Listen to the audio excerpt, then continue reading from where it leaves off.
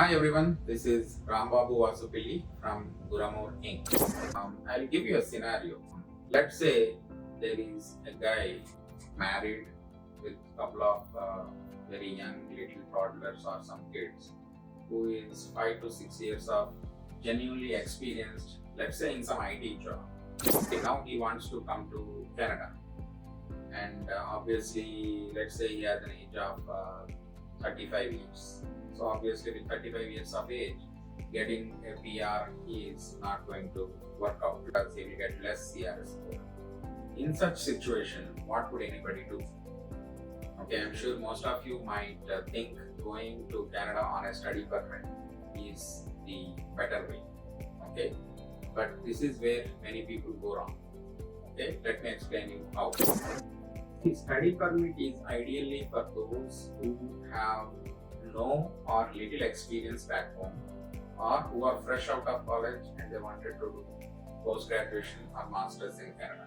But definitely not for those who are having a very good experience, 5 years or more, or sometimes even 3 years, genuinely experienced in IT. Okay. The reason why this is not a good decision is, let's say there is a person who the same family.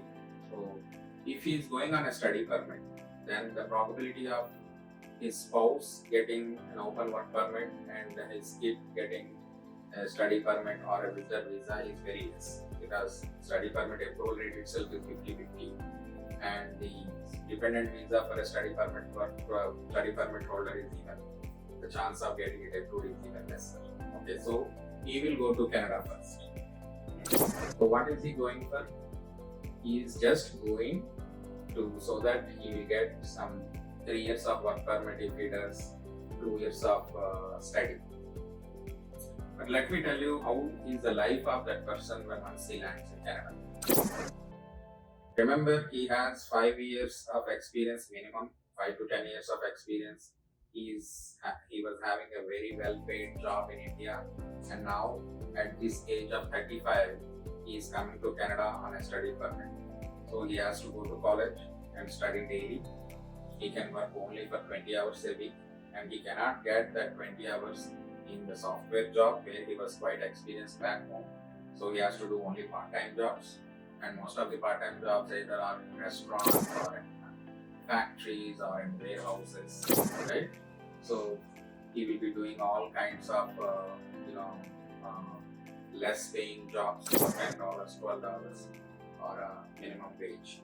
Okay, after working for so many years in IT, coming here and studying for 2 years away from the family, away from newly born kids or very cute little kids, and struggling here with a part-time job without much earning, spending money for rent and other aspects is not a good life to lead. You're away from the family, so your emotional support is gone. You're away from your spouse, so the chance of getting some additional earning from your spouse is gone. What are you going to achieve in this process? And at the end of the day, how much are you spending? You're spending $25,000 for first year fees, some $15,000 to $20,000 for second year fees, and on top of that you will pay $10,000 for GIC. How much? You're spending almost like $40,000, right? See, even after spending $40,000, you're away from your family for 2 years. You're ending up doing part-time job which is not going to help you in any way in your career, right? So let's see from the perspective of express entry PR. By coming on the study permit, you are going to get only 15 CRS points, right, for your studies. Whether it is 1 year or 2 years, you are going to get only 15 CRS points. And in 2 years, with your birthday going in each year, you will end up losing 10 points. So effectively, how many points are you getting? Only 5 points. Oh, you can say that you will get 3 years of work permit. But when once you finish your studies, it will take 6 months to get a job in Canada. So out of those 3 years, 6 months is gone, and you need to have 1 year of work experience to get 40 points, right? So that 1 year you will get, in 1.5 years you will get 40 points, and then you will apply for a PR, provided you get the score nearer to the cutoff. And what if you don't get a score nearer to the cutoff? What are you going to do? And you can't sponsor your family to bring them here until and unless you get a job here. So even in the third year, you're still away from your family till the time you get a job and you have the pay stubs to run. So the life is going to be very, very challenging. More than anything else, if you come as a student and if you get postgraduate work permit and they don't get automatically renewed, right? Postgraduate work permits are never renewed. So in each and every step for a person who is well off at back home with a lot of pay, lot of genuine work experience, coming here as a student with no predictability on when he is going to get a job and his chance of getting bringing the family to here very less. So all these are problems that one can fix, right? Now let me take you back to the same scenario and give you another option. Okay. Now the same candidate who is 35 years old, at least 5+ years of experience in IT, let's say he tried for an LMIA from an employer in Canada. Then what is the case? So obviously LMIA is, you have to approach the employer and you can tell the employer, hey, I'm ready to bear all the charges, whatever he is going to incur. Whatever you are spending for your studies, you spend 60 to 70% of it in getting an LMIA. And the process is really faster. Approval rate is more than 70%. And you can go to Canada with your whole family in 3 to 4 months of time. So the primary applicant will get a closed work permit. You will get a job in 3 to 4 months of time. Your spouse will get open work permit from the day she lands. And she can also get a job in 3 to 4 months of time. Both will be having jobs. And with LMI, you'll get 50 points. And if you complete 1 year, you'll get 40 points. So both together 90 points. And in the process, you'll lose about 5 or 10 points for your age. Right? So where are you getting more points? Through work permit route. Where are you spending more? You're spending more in study permit, whereas you're spending relatively less in a work permit. Right? So, and if you come on an LMIA based work permit, there are chances of renewal. Whereas if you come on a study permit and get a postgraduate work permit, there are no chances of renewal.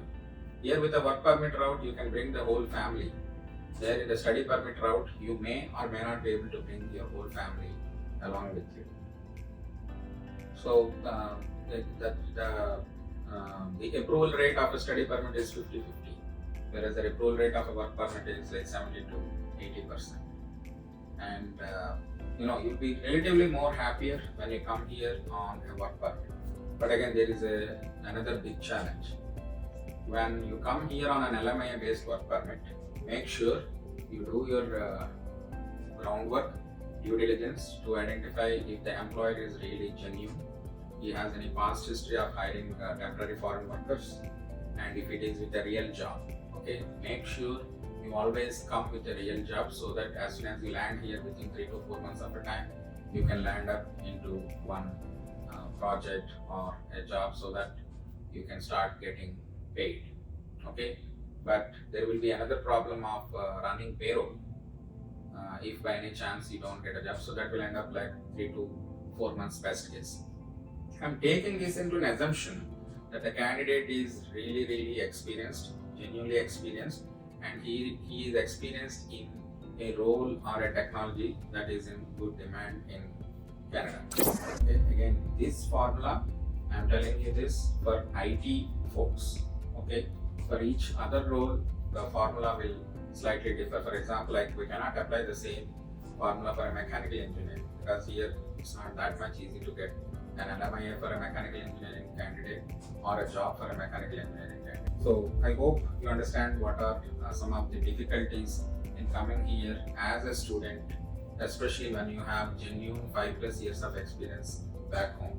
But if you don't have any back home experience, if you're fresh out of college, then coming here on a study permit is the best choice.